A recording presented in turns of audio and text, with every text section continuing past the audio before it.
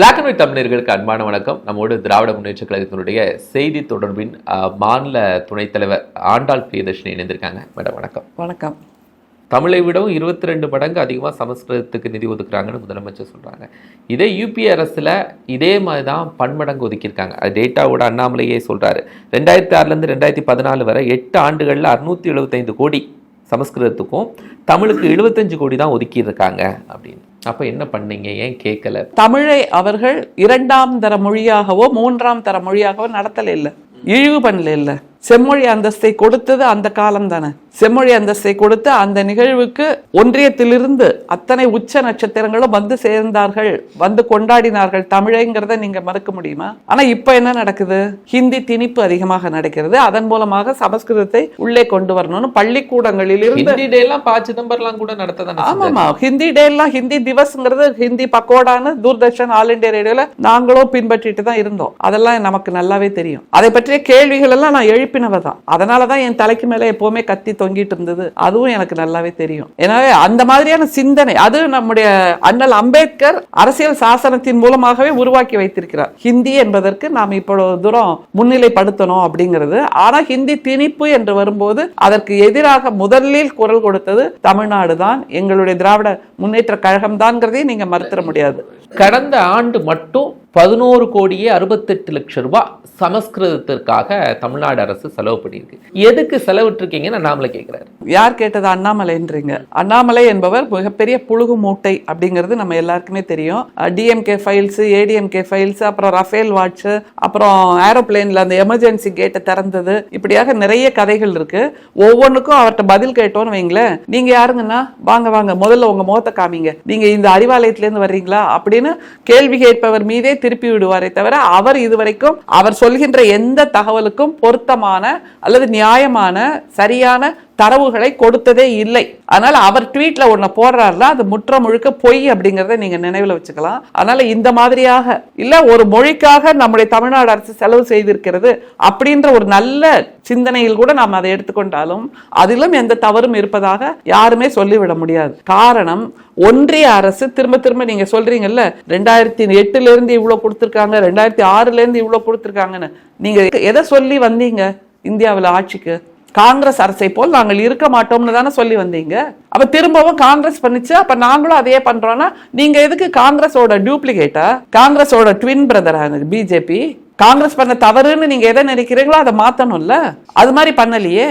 அப்ப எப்படி உங்களுடைய செயலை நியாயப்படுத்த முடியும்? அதனால காங்கிரஸ் பீரியட்ல சமஸ்கிருதத்துக்கு இவ்வளவு கொடுத்திருக்காங்க அப்படின்னா அது எனக்கு நன்றாகவே தெரியும். ஒவ்வொரு முறையும் ஹிந்தி திவஸ் அப்படின்னு ஒண்ணு நடத்திட்டு அதுல கேஷ் பிரைஸே கொடுப்பாங்க. Doordarshan and all India radio கமாவை ஹிந்தியில எழுதினா கூட அதுக்கு கேஷ் பிரைஸ். நான் அதெல்லாம் கிண்டல் பண்ணுவேன். அது எப்படிப்பா கமா ஃபுல் ஸ்டாப்ப கூட ஹிந்தின்னு பேர் வச்சு மேல ஒரு கோடு போட்டுட்டீங்கன்னா, ஓ நீங்க ஹிந்திக்காக பாடுபடுறீங்க, பாடுபடுகின்ற மொழி தியாகின்னு கேஷ் பிரைஸ் கொடுப்பாங்க. அந்த மாதிரி எல்லா இடங்களிலும் ஹிந்திக்காக செலவு செய்கின்ற ஒரு நிலை இருந்தது காங்கிரஸ்ல. காங்கிரஸ் காலத்திலிருந்தே இது ஆரம்பிச்சாச்சு. அப்படின்னா நீங்க வந்ததுக்கு அப்புறம் அது தப்புப்பா, இந்தியாவில் இருக்கக்கூடிய எல்லா மொழிக்கும் நான் சமமா இருப்பேன், எல்லா மொழிக்கும் நான் சமமா நிதியை கொடுப்பேன், இந்த மாதிரி ஹிந்தி திவஸ்னு ஒரு நாளை கொண்டாடுவதை நிறுத்துங்க. மத்திய அரசு அலுவலகங்கள் கூட அந்தந்த ரீஜனல் லாங்குவேஜை கொண்டாடுவதற்காக ஒரு நாளை வச்சுக்கோங்கன்னு கூடுதலா ஒரு சிந்தனை நீங்க ஏன் கொண்டு வரல? அது கொண்டு வந்திருந்தால் எல்லா மொழிக்கும் நீங்களும் சமமாக நடத்துகிறீர்கள்னு சொல்லலாம். அப்படி இல்லாம நீங்களும் சமஸ்கிருதத்தையோ ஹிந்தியோ தானே தூக்கி பிடிச்சிட்டு இருக்கீங்க. அதனால அண்ணாமலை ஒரு ட்வீட் போட்டார் அப்படிங்கன்னா அது ஒன்றும் பெரிய வேதம் இல்லை, அது ஒன்றும் டாக்டரின் இல்லை, அதுதான் உலகமாக டாக்குமெண்ட்டும் இல்லைங்கிறத புரிஞ்சுக்கோங்க. அவரை மாதிரி எந்த விதமான தரவுகளையும் கொடுக்காமல் அப்படி கொளுத்தி போட்டுட்டு போயிட்டே இருப்பார். அதுக்கப்புறம் நீங்களும் நானும் உட்காந்து அதை விவாதிச்சுட்டு இருப்போம், பதில தேடிட்டு இருப்போம், அது உண்மையா பொய்யான்னு தேடிட்டு இருப்போம். ஆனா அவர் அடுத்த பொய்க்கு பயணிச்சிடுவார். அது பிஜேபியோட வழக்கம். நான் ஒரு கவிதையும் எழுதியிருக்கேன், அடுத்த பொய்க்கு பயணித்தல் அப்படின்னு. ஒரு பொய்யை சொல்லி விட்டுட்டு அடுத்த பொய்க்கு போயிடுவீங்க. நாங்க இந்த பழைய பொய்யை பிடிச்சுக்கிட்டு இதுக்கு எது நியாயம், இது சரியா, இது தப்பா, அது பிரதமர் முதற்கொண்டு செய்வது அதுதான். அடுத்த பொய்க்கு பயணித்தல் என்பதைத்தான் பிஜேபியில் இருக்கின்ற அத்தனை பேரும் செய்து கொண்டிருக்கிறார்கள். பிஜேபிங்கிறது பாரதிய ஜனதா பார்ட்டி இல்லை, பார்ப்பனிய ஜனதா பார்ட்டி, பிராமின் ஜனதா பார்ட்டி. அதனால அங்க சேர்ந்திருக்கிற எல்லா தலைவர்களும் தங்களை கரைத்து கொண்டு தாங்கள் எந்த இனத்தில் பிறந்தோமோ அதை பற்றிய உணர்வே எதுவும் இல்லாமல் பார்ப்பனியத்துக்காக அடிமை சேவகம் செய்வதற்காகவே வந்திருக்கிறார்கள் அப்படிங்கிறதுக்கான அத்தாட்சி தான் அந்த முருக பக்தர் மாநாடு. அடுத்தது அண்ணாமலை சமஸ்கிருதத்தை தூக்கி பிடித்து கொண்டிருப்பது. முருக பக்தர் மாநாடு முடிஞ்ச பிறகே அது சம்பந்தமான விவாதங்கள் நிறைய போயிட்டு தான் இருக்கு. அதுல ராஜா ஒன்று சொல்றாரு, நீங்க ப்ரௌட் கிறிஸ்டின்னு சொல்றாரு துணை முதலமைச்சர், நான் ப்ரௌட் ஹிந்துன்னு சொல்றதுல உங்களுக்கு என்ன பிரச்சனை? சொல்லிக்கலாமே தாராளமா. ராஜாங்கிறவரோட எக்ஸ்பான்ஷன் பார்த்தீங்கன்னா ஹிப்போக்ரேட் ராஜான்னு சொல்லணும். அது நீங்க சொல்றீங்க? இல்ல எல்லாருமே சொல்றது தான் அது. ஹிப்போக்ரேட் ராஜா. ஏன்னா எவ்வளோ பொய்மையா அவர் பேசுறாருங்கிறதுக்கு பல விஷயங்கள் இருக்கு. இப்ப நீங்க கேட்ட கேள்வியிலேயே வந்துடலாம். பொதுவா அவரை பத்தி இன்னொன்னு சொல்றாங்க பொதுமக்கள். சினிமால மேஜர் சுந்தரராஜன் இருப்பார் தெரியுமா, அந்த நடிகர், மகா கலைஞர். ஆனா அவர் என்ன செய்வார்னா ஒவ்வொரு வசனத்தையும் தமிழ்ல சொல்லிட்டு இமிடியேட்டா ஆங்கிலத்திலையும் டிரான்ஸ்லேட் பண்ணுவார், அல்லது ஆங்கிலத்துல சொல்லிட்டு அதை உடனே தமிழ்ல சொல்வார். அப்படி 2 மொழியிலையும் சொல்ற ஒரு நிலை அவருக்கு இருந்தது. அதே மாதிரி இப்போ ராஜா அவர்களுடைய பேட்டிலையும் அவர் அதே மாதிரிதான் பண்றார். எல்லாத்துலயும் ஒரு முறை ஆங்கிலத்துல சொல்லிட்டு திரும்ப ஒரு தமிழ், இல்ல தமிழ்ல சொல்லிட்டு ஒரு ஆங்கிலம். அப்படியாக அரசியலில் இருக்கக்கூடிய மேஜர் சுந்தரராஜன் ஹிப்போக்ரேட் ராஜா அப்படிங்கறத எல்லாருமே சொல்லலாம். துணை முதலமைச்சர் திரு உதயநிதி என்ன சொன்னாரோ அதுதானே அவரும் சொல்றாரு. நிச்சயமா சொன்னாரு. ஆமா, if he can be a true Christian, why can't I be a true Hindu அப்படின்னு கேள்வி கேட்கிறார். சொல்லுங்க, வாயை திறந்து சொல்லுங்க ஹிந்துன்னு. இதைத்தானே நாங்களும் சொல்றோம். இந்த ஹிந்து என்கின்ற வார்த்தையே ஆங்கிலேயர்கள் கொண்டு வந்து நமக்கு கொடுத்திருக்கின்ற வார்த்தை. முதல்ல அதை புரிஞ்சுக்க சொல்லுங்க. அதுக்கு முன்னாடி வரைக்கும் பழைய வரலாறா எடுத்து பாத்தீங்கன்னா ஸ்டாட்டிஸ்டிக்ஸ் போட்டிருப்பாங்கல்ல, இந்த ஹிந்துங்கிற வார்த்தை வர்றதுக்கு முன்னாடி 19ஆம் நூற்றாண்டு வரைக்கும் பார்ப்பனர்கள் அப்படின்னு தான் போட்டிருப்பாங்க. அதுக்கப்புறம் தான் பார்ப்பனர் அல்லாதோர் அப்படிங்கிற ஒரு வார்த்தை வரும். அப்ப பிராமின்ஸ், நான் பிராமின்ஸ் தான் இருந்தது. இவங்க எல்லாரையும் ஒன்னா சேர்த்து ஹிந்துன்னு ஆங்கிலேயன் கொடுத்த வார்த்தை. இப்போ அமித்ஷா சொல்றாருல, ஆங்கிலத்தை பேசுபவர்கள் அவமானப்படணும்னு. அவன் கொடுத்த வார்த்தையை நீங்க ஹிந்துன்னு புடிச்சிட்டு இருக்கீங்க. அப்ப அந்த வார்த்தை என்ன பண்ண போறீங்க? அவன் கொடுத்த வார்த்தை தான் அது. அந்த பார்ப்பனர்கள், பார்ப்பனர் அல்லாதோர் எல்லாரையும் ஒன்னா சேர்த்து ஒரு சமய அடையாளத்தை கொடுப்பதற்காக ஆங்கிலேயன் கொடுத்த வார்த்தை ஹிந்து என்பது. இதைத்தான் நாங்க சொல்றோம். உங்களை பார்ப்பனர்கள், நான் முகத்தில் இருந்து பிறந்தேன், நான் கடவுளை விட உயர்வானவன் நீங்க கிளைம் பண்ணிட்டு இருந்தீங்க, அது தப்புப்பா, எல்லாரும் சமம் அப்படின்னு நாங்க சொல்லி இந்துக்களாகிய நாங்கள், ஆதி குடிகள்னு இருக்காங்கல்ல இந்தியால, அவர்கள் தான் ஆதி இந்துக்கள். ஆனா அந்த ஆதி இந்துக்களை நீங்கள் தீண்டுவீர்களா? திரும்ப திரும்ப நாங்க அங்கதான் வந்து நின்னு கேட்போம். ஏன்னா இப்போ உங்களுக்கு ஹிந்துன்னு சொன்னா பெருமையா இருக்கு. அது எதனால் வந்த மாற்றம்? அண்ணல் அம்பேத்கர் கொடுத்த மாற்றம், ஆங்கிலேயன் ஆட்சியால் கொடுத்த மாற்றம், அதே மாதிரி நம்முடைய தந்தை பெரியார் கொண்டு வந்த மாற்றம். நாங்கள் பார்ப்பனர்கள் ஒரு உயர்வு உணர்வோடு இருந்தீங்கல்ல, ஒரு எதேச்சாதிகாரம், ஒரு மேலாதிக்கம், அந்த உணர்வை எல்லாம் அழிச்சிட்டு இப்போ நீங்க அந்த பார்ப்பனர் அல்லாதோர் அவர்களுடைய வாக்குகள் எங்களுக்கு வேணும் அப்படின்னு நீங்க எங்களோட ஐடென்டிஃபை பண்ணிக்கிறீங்கல்ல. இதைத்தான் நான் திராவிடத்தின் வெற்றி, தந்தை பெரியாரின் வெற்றி, பார்ப்பனியத்தின் சொல்ல வச்சது. நிச்சயமா திராவிடம், தந்தை பெரியார் இல்லைன்னா அவர் சொல்லிடுவாரா?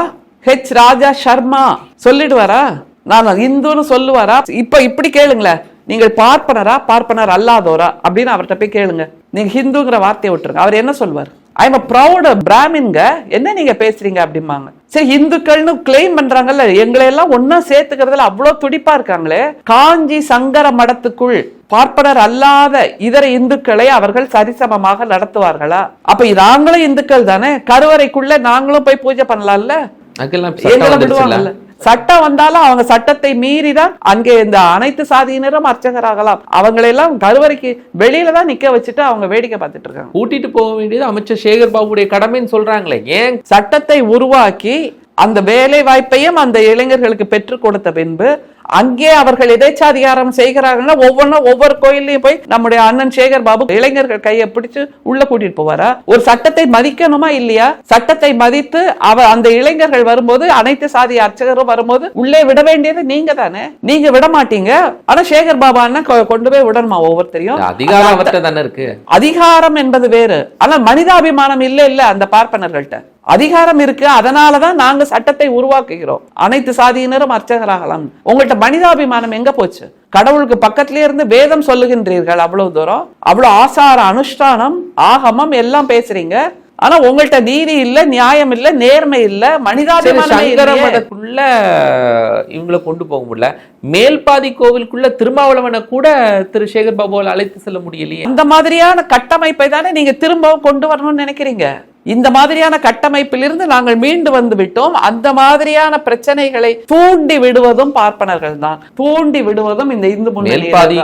தூண்டி விடுதல், விதைய போட்டுட்டு ஓரமா போய் நிப்பீங்க, எங்களுக்கு தெரியும், நாங்க அனுபவிச்சிருக்கோம். தீய கொளுத்தி விட்டுட்டு ஓ பத்தி எரியுதா, அடடடா திருடன் திருடன் திருடன் சொல்லிட்டு முதல்ல ஓடுறதே நீங்களா தான் இருப்பீங்க. எல்லா நாடகமும் எங்களுக்கு தெரியும்பா. அதனாலதான் நாங்க எங்க மண்ணை காப்பாற்றிக் கொள்வதில் மிகவும் ஜாக்கிரதையாக இருக்கிறோம். உங்களால் ஒரு பிடி மண்ணை கூட தமிழ்நாட்டிலிருந்து பிடிக்க முடியாது. 2026 தேர்தலில் எப்படி மண்ணை கவ போறீங்க?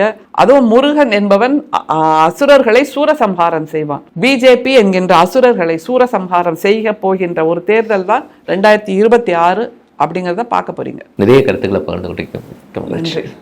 நேயர்களே, மற்றும் ஒரு நிகழ்ச்சியை சந்திக்கலாம். நன்றி.